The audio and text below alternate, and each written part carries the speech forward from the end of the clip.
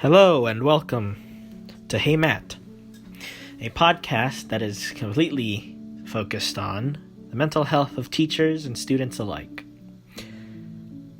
But first, what exactly is mental health? Is it something in your brain? Is it just a feeling? Something people occasionally deal with?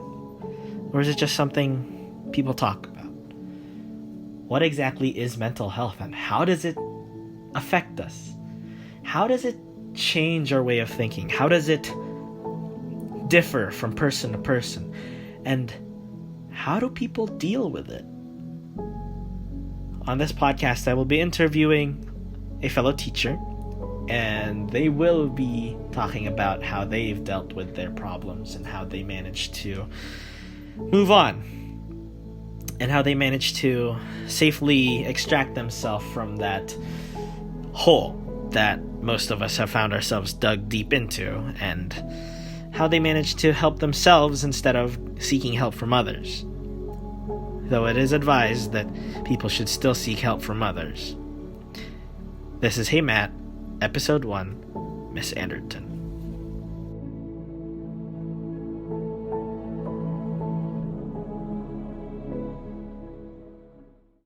Hi, Miss Anderton. Hey, Matt. Today, I'm going to be interviewing you on mental health, and since you are an adult, you've experienced it a lot more than I have, and probably have gone through a lot more than us, young adults have. Starting off with an opening, what is your name, full name, and what is your occupation? My name is Kate Anderton, and I'm an English teacher at Dublin High School.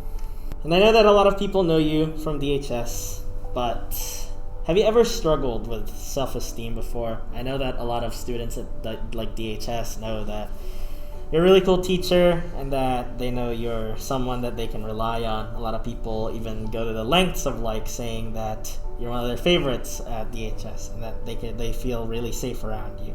So have you ever had issues with your self-esteem, especially in your younger ages, or maybe even today?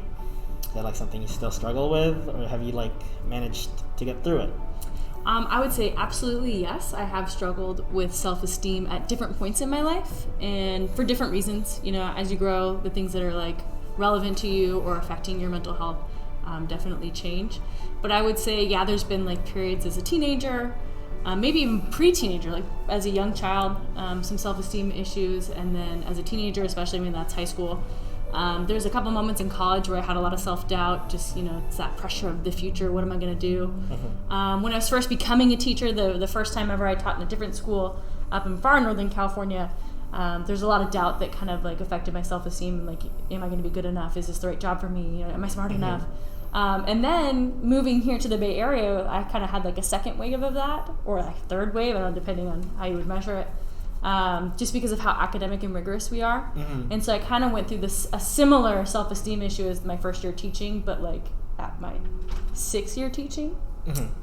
And then the pandemic has brought a lot of self-esteem into question for me. Yeah. For sure. I think for a lot of us. How did you deal with it? I think for the most part, understanding that it's there is the first step. So I think the beginning of the dealing is you're running. You're running. You don't know that you're experiencing self-esteem issues, but you don't feel mm-hmm. confident or well. Yeah. So first step for me has always been identifying the source. So as soon as I notice that something's going on, I'm okay, what's up? Why am I feeling this way? What's the root of this? And then I do my best to find it. And that's, I think, the most challenging part because you kind of don't always know why you feel a certain way. Mm-hmm. I'm on a journey right now where I've eliminated a lot of things in my life to try to highlight where my issues are coming from in this moment, post-pandemic. Mm-hmm. So this is the month of November. I'm doing no media in November. Yeah. Just because I think I use media to distract myself from my fears. I think a lot of people do that too, how using social media is a way of distracting yourself from those kinds of conversations that you have with yourself, especially when you're reflecting. Mm-hmm. Late at night. I actually had a conversation with my friend the other day how they use TikTok to mask their fears about stuff, because we were just talking about how how they go to sleep so fast and I struggle with sleeping because I'm so scared of what like comes in and what's like the future like, and how they deal with like those kinds of questions. And they're like, yeah, I just watch TikTok, I forget about it, and then I just go to sleep. I think sleep can be a really good indicator of someone's stress level because, like you said, your friend can just go right to sleep. Yeah. And I think for me, I manifest in the same way as you. Is like I don't fall asleep. I'm just running scenarios through my mind. What I should be doing. What did I do? Mm-hmm. What can I do instead? You know, and it's that worry that's almost worse. Yeah, and it's like really hard to go to sleep really fast when you're like thinking about something. Have you ever had like your feelings get in the way of something, like especially with like a friendship you had? Have you ever had like your feelings kind of get in the way of something like that, or just something important to you in general? Like my self-esteem concerns or like my confidence issues? Like, have you ever felt so unconfident in yourself? Is that what it is? Yeah. That like felt so unconfident in yourself that you like disconnected yourself from your friend, and eventually you drove yourself away from them because of like, especially like you wanted to have some alone time to figure it out, but then you like actually didn't manage to figure it out. That's actually my go-to strategy when I am in crisis, is to isolate myself. And I've gone as short as like just a week of like, we call it like quiet time, where I'm like not responding to people. And then depending on the stressor, sometimes it can be even be years. Yeah. And so I do think I tend to disconnect when I'm feeling overwhelmed, and the length is usually dependent on whether or not I'm doing the work to figure out what's causing the stress. Sometimes it's just prolongs, you know, when it feels like too much. I was also wondering if you've ever had to deal with like mental health problems and how bad you thought it would get before you like managed to get to where you are today. I definitely have dealt with anxiety my whole life. I had a lot of childhood trauma when I was younger, and so a lot of my anxiety was like misplaced. Like I just was feeling anxious or having panic attacks, but I couldn't always, it wasn't always about like the things that I was experiencing. It was just like residual trauma, I would say. But for the first time ever, teaching during this pandemic has brought some like heavy mental health my direction that I have not really been well equipped to handle. So in my first time in my life at 36 years old, I'm like, oh crap, what do I do? And I do feel really nervous about it. I haven't found a lot of solutions yet, but for the first time I started like talking to others about it, reaching out, like trying to find a therapist. And I think there's a lot of adults and children and family members and just humans in general that are in that place right now. And I think it has a lot to do with this extended trauma that we're going through as like a society right now.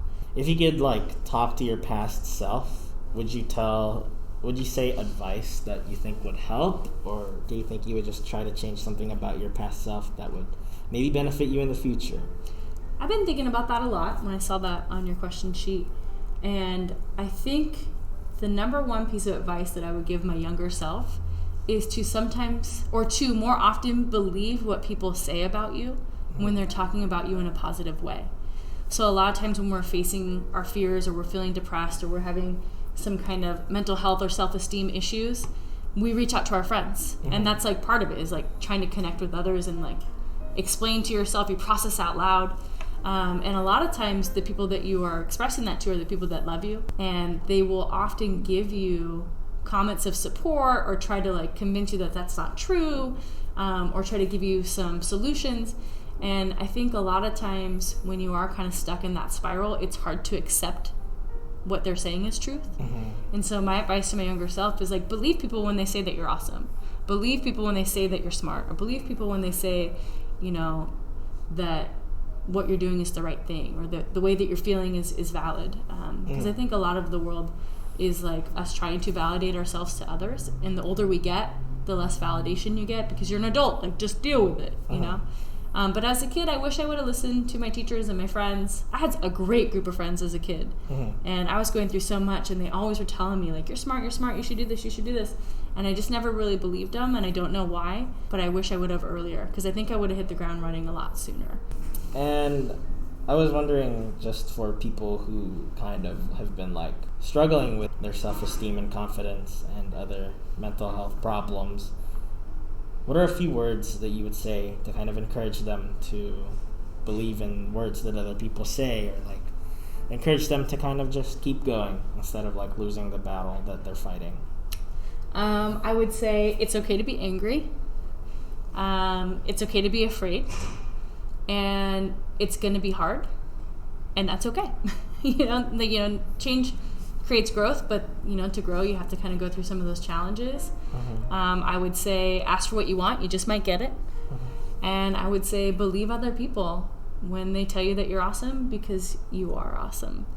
And that I probably just give permission. It's okay to be anxious. It's okay to be sad. It's okay to be worried. It's okay to be stressed. It's just okay to be however you are being. Accept that feeling, and then figure out what you want to do next. And if you don't know what to do next, find out someone that does know, or find someone. We have a lot of resources available on campus. I don't know a lot about them because I haven't sought them out. I'm still new here.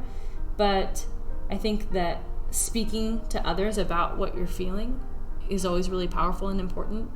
Don't sit alone with it. Tell anybody, even if it's a stranger, because sometimes just like saying it out loud validates it for yourself, and there's a little bit of relief that comes from that. Don't hold on to those secrets, because you might be surprised that more people feel the same way as you do. And sometimes that when we get in our heads, like we think that we're alone or that it's just us, and that's not always true. Thank you. You're welcome.